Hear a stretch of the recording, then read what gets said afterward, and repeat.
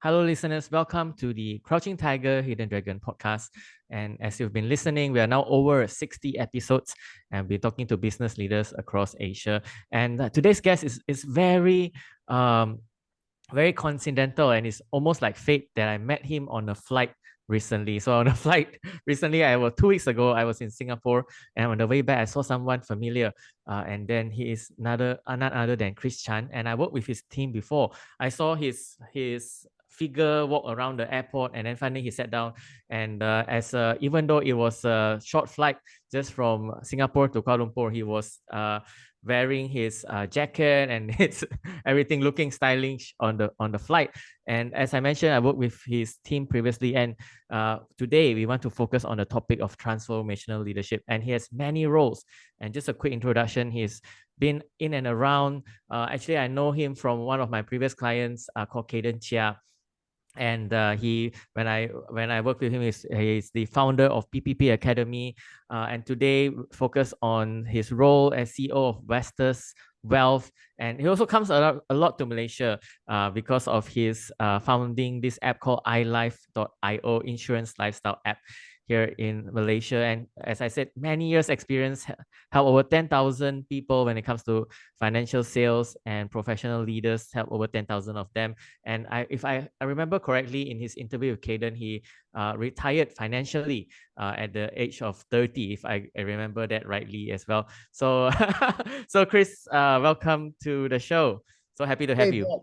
Thank you so much for having me here. It's a great privilege, man. I think it's fate have gotten us together.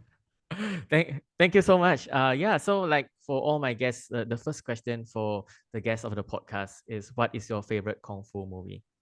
Oh, this is a very intriguing question. There got so many. Obviously, I've been following Jin Yong's entire series when I was younger. Started from watching the TVB. If you ask me what's my favorite, it will be this Chinese movie called Yi Tian Tu Long Ji, or the whole entire series. I don't have the English version of it, man. I think you gotta ask ChatGPT. Yeah. So thank you so much for sharing, Chris. So for the audience, Jin Yong is sort of like one of the best Chinese novelists. My favorite one from him is Shen Diao Xia Lu. Which I also don't know the Chinese English name for that. But this one is also been made into a series. So he's a great novelist, and a lot of his work have been made into series. And thank you for sharing that, Chris. I shall look up the English name after this. Okay, yeah. So being many roles, can you share with us in your day to day, what do you how do you what do you do now, Chris? I'm thankful that because I've started the path of entrepreneurship a lot younger in my life, and never have been successfully employed throughout my entire life. So I could only resort to entrepreneurship, and also started investing early, from properties to equities, and some small private equities. It allowed me to be financially free in my late 30s lah, safely by 40, right? So it allows me to do the things I love, to help me support the enterprises that I have advocacy for. So if you ask me what's my role right now, probably a full-time investor, and currently co-founding 3 entities, making sure that I work closely with my team on the weekly basis to make sure that we are on track to making an impact to the market, to the segment that we want to influence, to make a difference, right? So if you ask me for my typical work week, if that's the question, I would like the first 2 days, Monday and Tuesday, I tend to allocate time for all my different departments, as well as the project head or the small functional teams, where we come together to make sure that the things are on track on a weekly basis, to make sure that we are aligned and we're on track. Yeah, simple as that. Yes. Thank you, Chris. I imagine while I met you on the plane, I imagine you have to spend time in Malaysia, a lot of time in Malaysia and Singapore, and now you said you manage your multiple division heads and teams as well. So thank you so much for the time, taking the time for the podcast also. So as I was, because right, Chris does so many things and is an expert, right? I actually, before interviewing him, I was thinking, hey, should I ask him about the referral system? Should I ask him about sales? Should I ask him about entrepreneurship? Then of course I asked Chris what would he like to talk about, and he said, okay, at this point he would really like to talk about transformative leadership, right? So let's start off with the question: what does transformative leadership mean to you? Right. To me, one of the book that inspired me was this book called Transformative CEO. It's actually a book. I've forgotten the name. I think Transformative CEO is by, let me see. It's written by Jeffrey J. Fox and Robert Reyes. Yeah. Okay. Probably might be able to check it out online. So I kind of come across this book a couple of years ago, and before that, I've also been through different coaching program and life transformation programs. So if you ask me what transformative leadership is, it is simply a form of a coaching style leadership that put people above money, put people above self kind of leadership, where we understand that the true purpose of business is not purely for profit, but for social impact that can and also for the discovery and the development of the talent that works with the organization.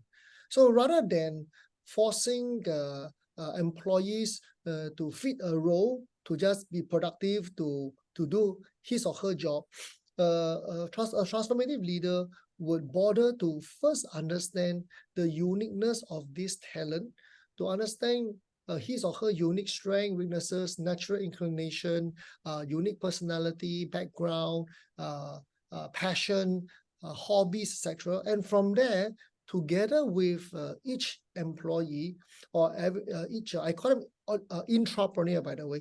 What's the difference between intrapreneur and a typical employee?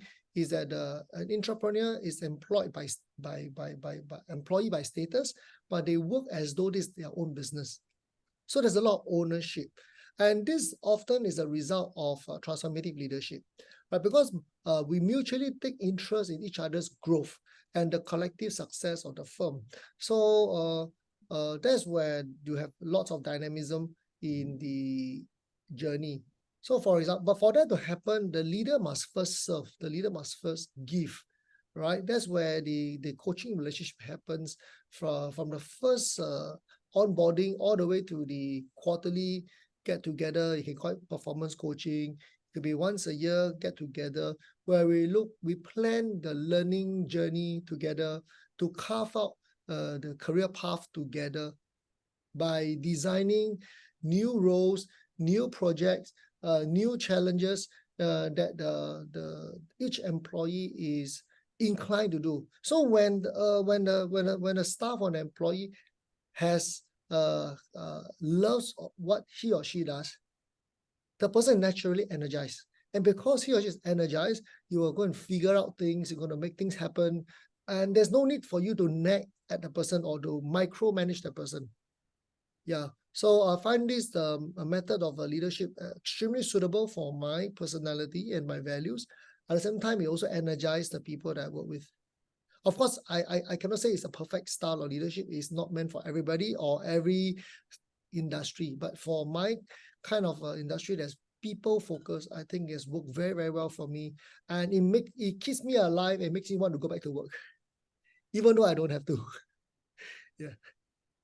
Yes, thank you so much for sharing, Chris. And I imagine running 3 companies, of co-founding 3 companies, you need this type of employees to be able to have initiative, to be able to be entrepreneurs, like you said, and take the initiatives and on. And like you said, it's not for everyone, because not everyone in the company can be a division head or can be a entrepreneur not everyone can be. So maybe can you share with us some examples of these roles in your 3 companies? So a good point, right? So because I'm not a strong micromanager, right? So I have to find the people who's able to connect with me and accept me for my strengths and weaknesses. That's the first step. But if you have a team member that's always judging you, for your flaws, and you're always nitpicking on his flaws or her flaws, it's not going to work very well, right? So for each business or entity I work with, the first thing I look for is the right person, the right team member. All right. So once you identify the right team member, based on the natural inclination, the strength, weaknesses, etc., then we talk about the vision together. So inspirational leaders tend to focus on building a common vision together. So once you have that vision, then we ask each other a question, right? What's your expectation of this vision? Where do you see yourself in this vision? How do you intend to contribute to this vision? And what kind of support and resources you need to make this vision come true, where you have a sense of ownership, right? So one day, when this chapter of our working relationship ends, I always believe that there's a chapter, different chapters in our life, and there's no such thing as working together forever. Right. All right. So there's always a beginning and end. There's a cycle. There's a flow. So when a person would ever leave us, the person leave us happier, wiser, more resourceful, and he or she is in a greater demand, right? So that means it means that our partnership together has fulfilled a purpose. While this person contributes to the firm during his or her stay, our firm and the leaders would have contributed to this person's growth in that same period. And that gives purpose to our time together. Yeah. I hope that makes sense to you. Yes. Yeah, I like the word chapters because you cannot imagine anyone working for you for their life. It's not that they are not like Alfred for Batman, right? But but yeah, I imagine this can be a really good way to encourage people to grow, and those who want either to transition themselves to their own business or to grow up in their career. This could be a good model, especially for those who are proactive. So can you maybe an example of which part of any of your businesses right now that is run this way, like someone in there maybe is leading the wealth team or leading the PPP Academy? Is there any examples that you can give on this point? In fact, I've got many examples in all my different entities. I will just talk about the first one, for example. So when I first met my current co-founder of iLYF.io, which is currently the leading and the fastest growing uh, lifestyle insurance app in Malaysia that focuses on helping drivers to compare, renew their road tax and car insurance seamlessly end to end within a matter of 2 minutes. Right. And so when I first met Friday in the interview, he has gone for like 60 interview. He used to run a gym in Seremban, which failed. So he was in debt. So he went for like 60 over interviews for a corporate job, but none of them valued him. They felt that as an entrepreneur, they cannot fit into the typical corporate culture. And since his business failed, he's not likely going to be a good talent. Right. So when I interviewed him, and I saw there's something in him. So we give this working relationship a try. Yes, there were some up and downs in the first few months, but subsequently, he was trying to do well in becoming a growth consultant to help the financial planning insurance industry. That was in my training business, PPP Academy. But as much as despite he worked really hard, somehow he didn't really feel energized. And that's when I started my tech company. That's where he started showing a lot of interest in it. He's even started working late. He tried to pick up courses to help him become better at his job, even without me asking. There's a lot of initiative, there's a lot of passion. And to the point, cut the story short, from an employee now, he is my co-founder. And now, in fact, I only have to go to Malaysia once every 3 months. He is the person driving that business now. And the business is successful not because of me, but it's because of him. So this is his transformational story from a struggling failed entrepreneur to an unwanted employee to becoming a co-founder of a insurtech business that have a lot of have a promising future. So it's a really exciting journey, right? To see him grow is such a joy. It's like, as a parent, you see your kids grow. As a teacher, you see your students blossom. Same kind of feeling, lah. Yeah. Thank you, Chris. And good to hear. Not only could he not get hired once he worked with your team, he also transitioned from a financial consultant, which is very, I would say I admire you as a leader on that, because not only, okay, so maybe you'll see him he said was not really performing well as a financial consultant, and you managed to mold him or give him another opportunity in the same, in your under you as well. Yeah, I wouldn't say under me. I would use the word with me rather. Yes. Yeah. I don't see anybody under me. I see that we're all working together. We are all an important piece of the whole jigsaw puzzle, right? Everybody plays a part. We all have a different role. That's how I see it, actually. Yeah.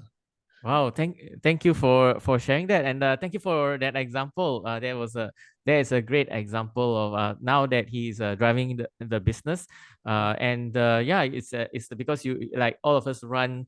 If all of us have a limited time and you have to run 3 companies, so I imagine you need a lot of leaders like him as well. Definitely, yes, definitely. We need leaders and not order takers. Yes, yeah, yes. Some order takers, some order, but not. We need leaders in the company, definitely, Yes. as well. They So, will take care of the order takers. I cannot handle order takers. I'm sorry. That doesn't work for me. How about you? I think it's the same, right? No? yeah. Sometimes we need some people Both, I need both. we need both those who focus on getting the task done as well. Yes. So like for this story, thank you so much for sharing. Mm. So what do you do as a leader? So I imagine there's one point where you see him as a financial consultant and maybe other people in your company as well. But as a leader, do you do you give them instructions, or you say, hey, tell me what you want, or what is the conversation you have, or do you say, hey, it's an open book, you can do, like you say, entrepreneur, right? Yeah, what are your goals, and see how we can fit together with your goals. What do you do to inspire this leadership in your team? I think it all begins from the first interview. So whenever I sit down with a candidate, normally I go to help them to recondition, right? Okay, please do not treat this as a normal interview where you try to convince me how good you are, to tell me the things I want to hear. Emphasis on the con. Neither should I be impressing you how big my company is, how successful we are, and only to end up realizing that one day all these are just fluff and lies.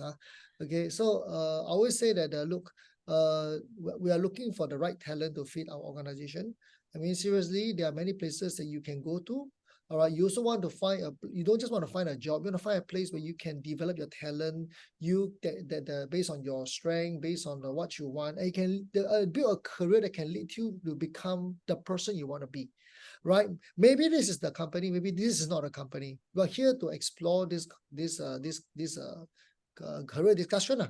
Right, so let's explore together. Tell me a bit more about yourself. I focus very less on the past. I focus more on the future. So, and from there, after listening to that person, sometimes I may tell the person that you know what, if that's the case, this is not the right role for you, in my personal opinion. In fact, my company is not even the right fit for you. Yeah. So it is it's not out of arrogance. It's purely out of a genuine authentic good intention, right? Because rather than a person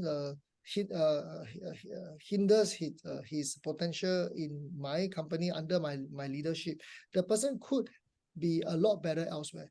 Yeah, right. It don't deprive the other company of an asset. Don't deprive the country of a productive person. So this why I like how I like to think think on the bigger picture. Now, of course, if I find the right talent, I would love to convince the person to join us. No doubt. Okay. Yeah. You Yeah. like that word a lot. Yeah. So like examples is like they say, oh, I want to, for example, improve my I want to start something, or what do you what do you look out for? Do you look out for ambition, or do you look out for their goals? What do you look out for to see if they are the right fit for you? Right. So the initial interview, the first few weeks, right? I mean, it's very hard to tell. You will get to know the person inside out as you work together. The person also get to know you inside out as you work together, right? So from there, from the observation, from the day-to-day conversation, and by having coffee once in a while, I make an effort to touch base with every person I work directly with. At least once every 3 months, have a cup of coffee, have a beer, have a drink, at my home or outside, just to have a very relaxed, to have a very good conversation, in-depth chat in a very relaxed manner. So from there, sometimes people will be in the right mood to tell you the things they want to share with you. The tell you things that you want to hear, right? Beyond the hustle and bustle of the day-to-day operation. So from there, then we realize that, hey, you know what? There's a change in direction. There's a change in passion, and then they're starting to want to. They're either not happy with their pay, not happy with their current job scope. They are no longer energized. Then you coach them, right? One of the model I use is based on this word called ikigai. It is one of the Japanese philosophy for finding your ideal career based on the 4P, right? A career that based on first P, passion, something that you love doing. Second P, your proficiency, that something that you're really good at. And the third P, in my personal opinion, the profitability. End of the day, you have to make money out of it to sustain your passion.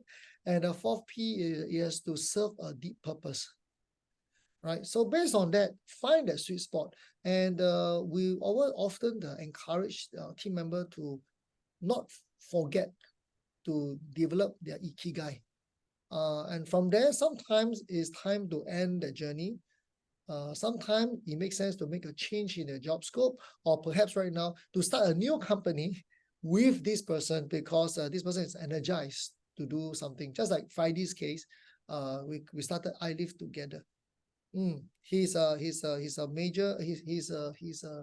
I would consider him a major shareholder as well. Yes. Wow, that's an I amazing funded the story. business. He funded with sweat equity. Yes. Awesome. Yeah, so good to hear Yes. that story, and good to hear that you identify what is their passion, their ikigai, and then get them to go for it as well. So I imagine running 3 companies or co-founding 3 companies. That you said you started with the interview process, right? Mm. So that is part of recruitment, like a football team, right? So Yes. you get the wrong players in, even though you spend a lot of money, it doesn't work. So Yeah. You're right. talking So about Chelsea, is it? yeah. So like even though recruitment is very important for a football team or any business. So what are your advice when it comes to recruitment? Wow. I came across a TED talk not long ago, about one and a half year ago, and I sent it to a lot of the people I know. Apparently, the recruitment is one of the most important function for leaders, right? Because hiring the right people can make or break your business, isn't it? Yeah, Right? make or break a football team also. Yeah. Exactly. So you don't just simply throw it to a HR manager, right? You need to work closely with the HR manager, all right, especially for the key roles. So I would say that I think the first thing first is to identify, based on the goals and the resources available, what kind of function need to be fulfilled, what kind of role need to be met So obviously you start from there, you came up with a JD, all right? Then of course you ask yourself, right, do you want to bring in a fellow entrepreneur to co-run this as a co-founder? Or do you want to bring this person in as a salary director level or manager level? Or you bring in some, or you don't have the budget, you bring in somebody who is the executive specialist level who wish to climb up to the manager and eventually director level. So all this consideration based on the resources you have and the business model that you have, right? I've been through all three where I can start the business with enough funds. I hire director level from big MNC, right? And these people are very experienced. In fact, they guide me on how to catch up on my corporate responsibility. You know, having more what you call that? To be more prim and proper, to be more responsive in my email correspondence and things like this. Because as an entrepreneur, you know, I don't check my email as frequently. I don't check my LinkedIn as frequently. But when it comes to the corporate role, it's expected of me to make sure that I promptly respond within 24 hours, latest 48 hours. So these are some of the corporate discipline that I never had. So hiring this caliber of director level kind of team members actually forced me to become a better CEO. Right. So so then I've also worked with people who in their 20s, like my Friday case, started with nothing and not much, and we developed from bottom up.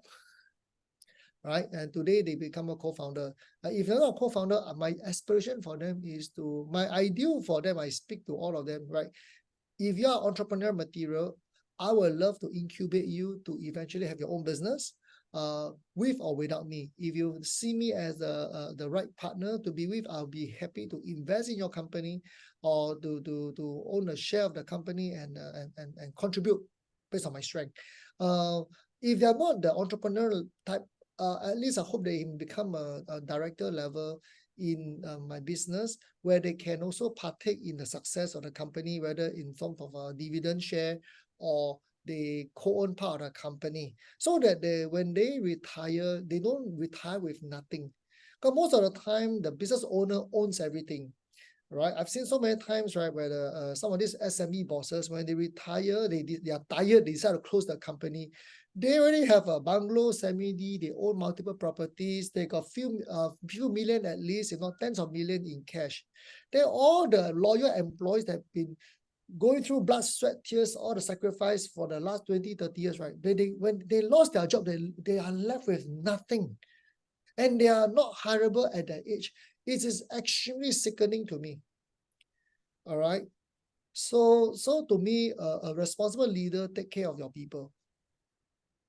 Yeah. So I'm sorry, a bit emotional because I've seen people who have been on the end. You know, they contribute so much. They work 6-7 days sometimes, and when the business close off or suddenly during COVID, they decide to close the company. They're left with nothing.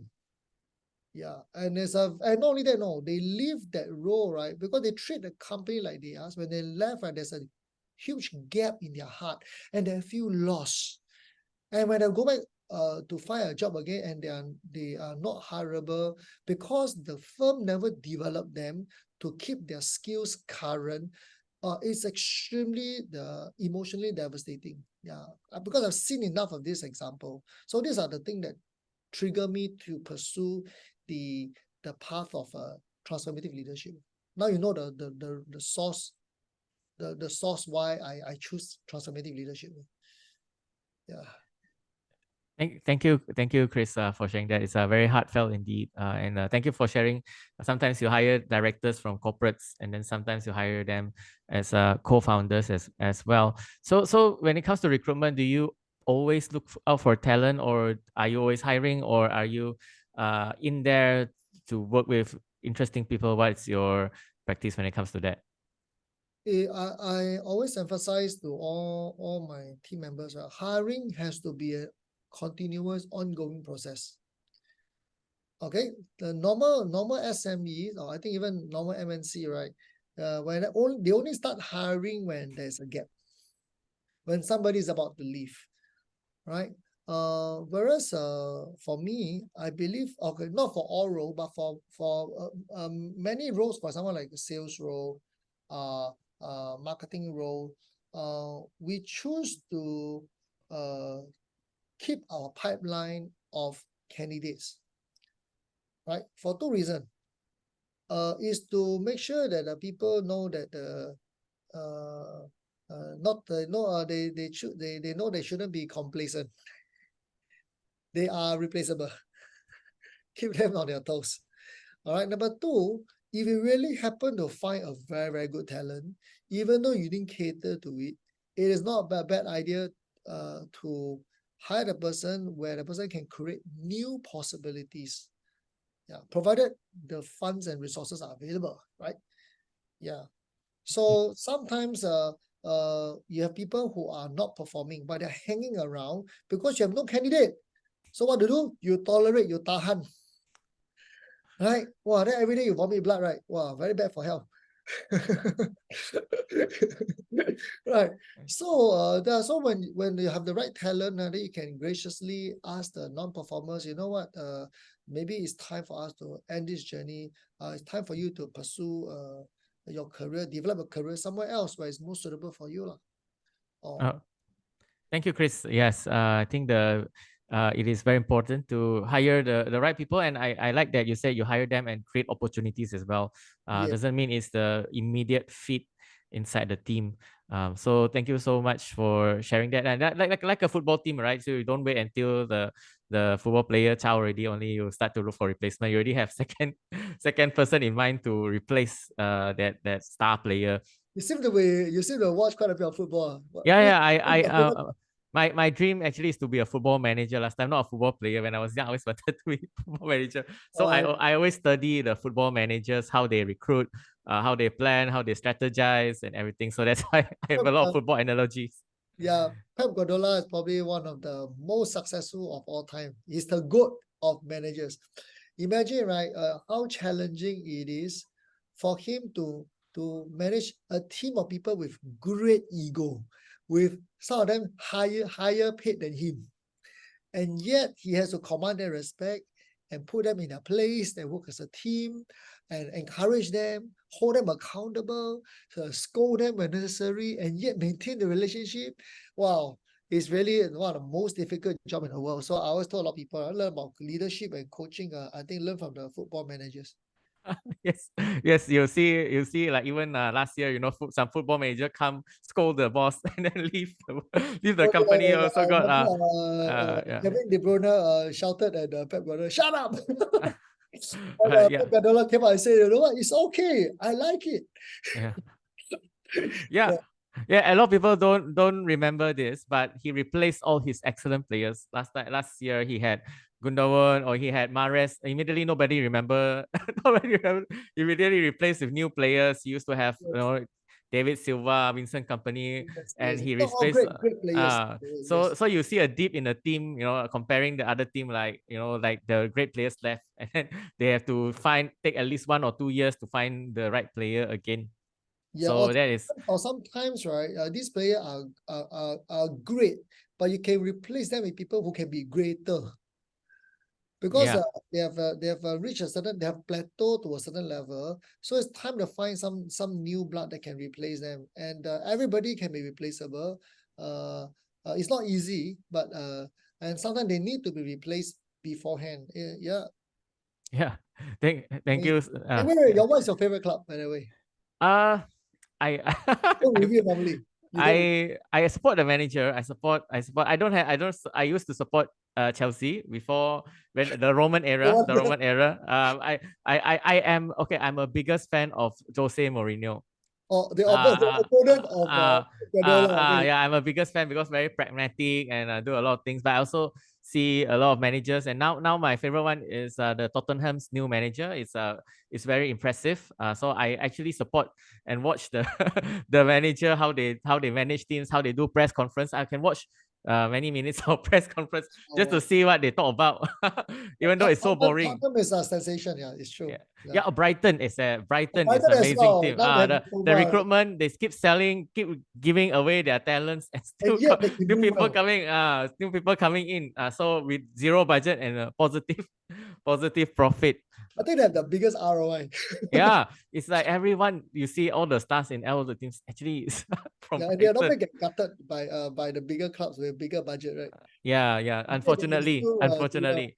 Yeah, Yes, yes. They actually, fun fact, they have a CEO. Their owner of the club is in sports betting.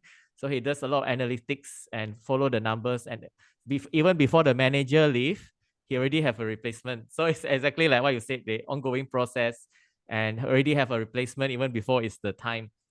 So it's a good example to give. So thank you, Chris, for spending the time with us. I think last question I want to ask you is from your LinkedIn profile, we found this. You said you want to live your life to the fullest with valor and courage.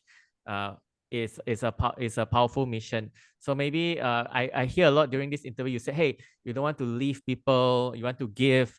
A lot of times you say you want to give. You want to give opportunity, and you don't want to leave people without anything at the end of the careers. So can you share with us a bit of your life mission as well? To me, I see myself, just a background story, I came from a poor family and I saw how my mom struggled. She brought me from Malaysia to Singapore when I was 2 years old. She had to do 3 jobs from cleaning people's toilets, washing clothes of laborers with all the oil and grease, to the point where her hands are so dry that it even bled, when it's so dry. But even though we were poor, we were never in lack. She insisted that I get to study in Singapore, and that gave me some unfair advantage compared to my other brothers who are in Malaysia. Right? Again, I'm not saying that Malaysia doesn't have the opportunity. Don't get me wrong. There are a lot of talent in Malaysia as well. It's just that my mother brought me to an environment where I benefited a lot. Right? So from unfortunately, I disappointed her. I dropped out of school at the age of 18. What irony, right? Yeah. So I tried different entrepreneurial path and I failed because I didn't have a mentor. Where I was I was street smart. I Chinese saying 有小聪明没有大智慧. Basically, I have some small street smartness, but didn't have wisdom and maturity. So I had a lot of downfall in my life, especially in my 20s. And so from there on, I told myself, right, the whole reason of becoming strong is so that you can help the weak. By being rich is so they can help the poor. So, and when we have resources, we have knowledge, we have talent, we have experience, and it is our duty to share. And that's the thing. That's the one of the mission of us existing on Earth. So if you ask me what's my contribution to this world, I would say that I see myself as a catalyst to help people accelerate their path to building their 7-8 figure net worth by being financially free as soon as possible, based on their unique path to success. Yes, and help them to discover and develop that path as a mentor, as a coach, as a leader. Thank you so much, Chris, and thank you for sharing that heartfelt story as well. And for the listeners, do follow Chris, LinkedIn, Instagram, everywhere. Chris is Chris Chan as well. Chris Chan Life on Instagram. Thank you so much, Chris, for taking the time. Yeah. Thanks for the honor of being here, and I get to know you a bit better today. I'm so amazed, right? Yeah. Thanks for the opportunity once again to hopefully give hopefully some insights to your listeners. Yes. Thank you, Chris. Thank you for sharing. My pleasure.